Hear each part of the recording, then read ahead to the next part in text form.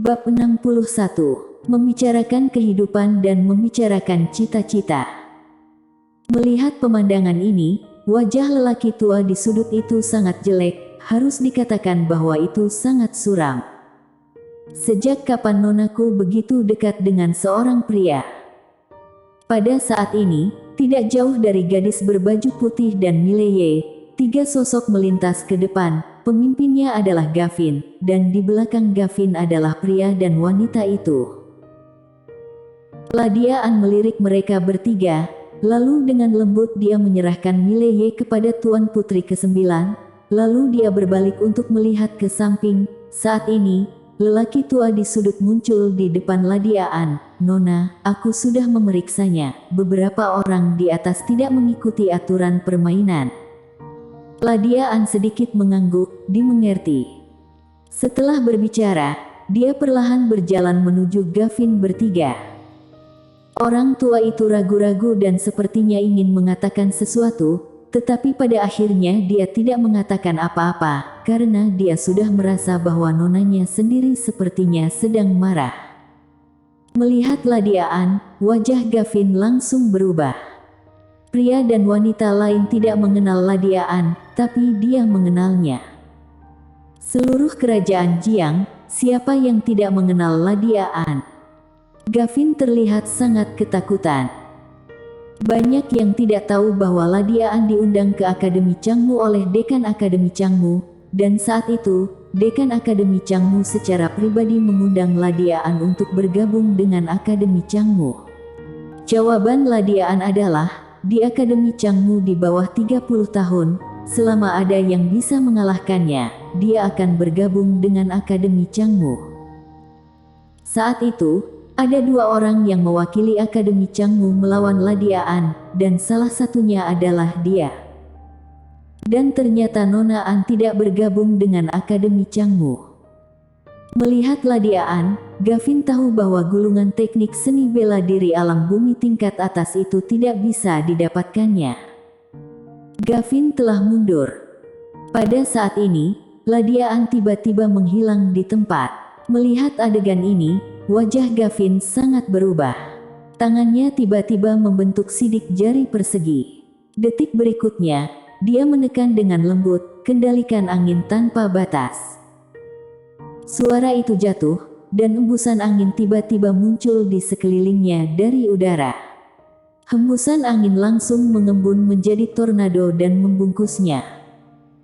Pada saat ini, tombak tiba-tiba muncul di tangan Ladia An, dan detik berikutnya, dia menendang tombak dengan kaki kanannya.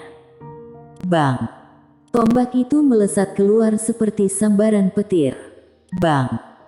Di kejauhan, tornado meledak secara langsung, dan pada saat yang sama, sebuah bayangan melintas di lapangan.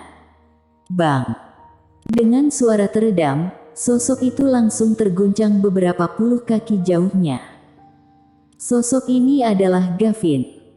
Tepat saat Gavin berhenti, tanah di belakangnya retak seketika, dan sudut mulutnya perlahan meluap dengan sedikit warna merah. Melihat pemandangan itu, ekspresi seorang pria dan seorang wanita tidak jauh tiba-tiba berubah. Mereka sangat jelas tentang kekuatan Gavin, namun, di depan gadis berbaju putih ini, satu jurus langsung dikalahkan. Keduanya menatap Ladia An dengan rasa ingin tahu dan ketakutan di mata mereka. Ladia An tidak berhenti. Setelah satu pukulan untuk mengusir Gavin, sosoknya melintas, dan dia langsung menghilang di tempat. Pada saat tubuhnya menghilang, tombak perak datang ke Gavin, dan tombak itu melesat seperti naga. Kekuatannya tak tertandingi. Pupil Gavin mengecil, dan sudut mulutnya menunjukkan ekspresi ngeri.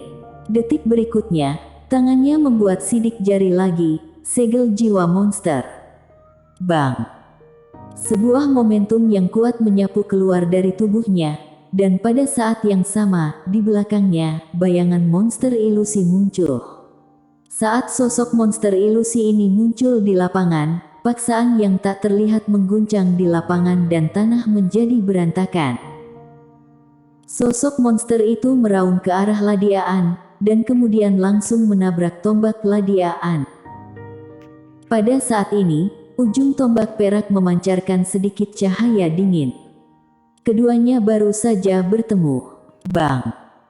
Bayangan monster menghilang dalam sekejap, dan Gavin di bawah bayangan monster itu langsung terlempar keluar, dan penerbangan ini terbang puluhan kaki. Di sisi lain, seorang pria dan seorang wanita melihat bahwa Gavin dikalahkan. Mereka tidak terlalu memikirkannya. Keduanya bergegas menuju Ladia An. Ladia An bahkan tidak melihat mereka berdua. Dia menyapu tombak ke kanan dengan tangan kanannya. Sapuan ini, buka dan tutup, memiliki tren tombak menyapu ribuan tentara.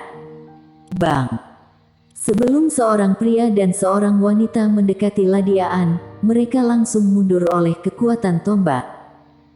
Dan Ladia An gemetar dan muncul di depan Gavin dalam sekejap. Bang! Sebelum semua orang melihat bagaimana Ladia An menembak, Gavin terbang terbalik beberapa puluh meter jauhnya. Kali ini, dia jatuh ke tanah, dan tepat setelah dia mendarat, Ladia An muncul di depannya seperti hantu. Segera setelah itu, Ladia An menendang perut Gavin. Bang! Gavin membungkuk dan menggosok tanah dan terbang lebih dari 10 meter. Dia berhenti setelah menghancurkan batu besar. Ladia An baru saja akan membuat langkah lagi, dan pada saat ini, seorang lelaki tua berambut putih tiba-tiba muncul di depan Ladia An. Orang ini adalah Nathan Mo, salah satu dari 3 wakil dekan Akademi Changmu. Ladia An tidak menyerah, dia membanting tombak dari atas ke bawah. Mata Nathan Mo sedikit menyipit, dan dia menjentikkan lengan bajunya, dan sebuah momentum yang kuat tersapu. Bang! Momentum itu langsung hancur. Nathan Mo mundur beberapa langkah, tapi Ladia An tetap di tempatnya. Melihat adegan ini, mata Nathan Mo dipenuhi dengan kengerian. Ladia An baru akan bergerak lagi ketika Nathan Mo buru-buru berkata, "Sarjana Nasional An, yang menyakitinya bukanlah Akademi Changmu, melainkan kerajaan Ning bangsawan Yondowu." Ladia An berhenti, dan Nathan Mo menunjuk seorang pria dan seorang wanita tidak jauh, keduanya juga dari kerajaan Ning. Ladia An menoleh untuk melihat pria dan wanita itu, keduanya berubah ekspresinya. Pada saat ini, mereka jelas mengenali identitas Ladia An. Ladia An, putra kebanggaan kerajaan Jiang ini. Ladia An menatap mereka berdua, dan tangan kanannya perlahan mengepalkan tombak. Pada saat ini, suara samar datang dari belakang Ladia An, "Nona An." Ladia An segera berbalik dan berjalan di depan Tuan Putri ke-9. Pada saat ini, Mileye terjaga, tetapi sangat lemah. Mileye menyeringai, "Tidak perlu bertarung." Ladia An terdiam. Mileye berkata sambil tersenyum, "Aku menderita kerugian besar hari ini, dan aku dapat membalasnya sendiri di masa depan." Dia tidak ingin bergantung pada Ladia An untuk segalanya, yang membuatnya merasa seperti pria lemah. Dia tidak menyukai perasaan ini. Ladia An melirik Mileye dan mengangguk, "Oke." Melihat adegan ini, Nathan Mo yang tidak jauh darinya menghela nafas lega. Jika Ladia An benar-benar bersikeras, dia benar-benar tidak tahu harus berbuat apa. Pria dan wanita di sisi lain juga terlihat sedikit santai. Jelas, mereka tidak ingin berkelahi dengan Ladia An. Nathan Mo melirik Mileye tidak jauh, lalu berbalik dan pergi bersama Gavin. Pria dan seorang wanita di sisi lain tidak berani tinggal lama, mereka berbalik dan pergi. Ada lagi yang ingin dikatakan Mileye, tetapi Tuan Putri ke-9 tiba-tiba berkata, "Jangan bicara, apa menurutmu pendarahanmu tidak cukup banyak?" Ladia An hendak mendekati Mileye ketika Tetua Ling tiba-tiba menghampirinya, "Nona, apakah kamu benar-benar ingin dia mati?" Mendengar ucapan Tetua Ling, Tuan Putri ke-9 dan Mileye menatap Tetua Ling. Ladia An menatap Tetua Ling, dan Tetua Ling tersenyum pahit. Nona, kamu adalah orang terbaik di klan kita dalam 1000 tahun. Berapa banyak kekuatan dan sekte yang ingin memiliki hubungan pernikahan dengan klan kita. Saat ini, jika kamu memberitahu mereka bahwa kamu begitu dekat dengan pemuda ini, menurut kamu apa yang akan mereka lakukan? Orang-orang itu tidak berani melakukan apapun kepada kamu, tetapi aku dapat menjamin bahwa suatu hari, pemuda ini mungkin akan menghilang dari dunia ini tanpa ada yang menyadarinya. Mereka memiliki kekuatan untuk melakukan ini. Berbicara tentang ini, dia berhenti sejenak, lalu berkata, dan Nona seharusnya tahu apa yang diharapkan kepala keluarga dari Nona. Nona boleh menyukai seseorang, tetapi kamu tidak bisa menyukai orang biasa-biasa saja. Ya, bakat Mileye ini sangat bagus dalam semua aspek, namun, dia benar-benar tidak memenuhi syarat untuk bersama Nona kecuali dia bisa menjadi kaisar pedang sebelum usia 30 tahun. Tapi itu tidak mungkin, semakin dekat Nona dengannya, semakin cepat dia mati. Nona seharusnya tahu ini. Suaranya tidak terlalu keras, tetapi tidak terlalu kecil. Tuan Putri ke-9 serta Mileye di samping dapat mendengarnya dengan jelas.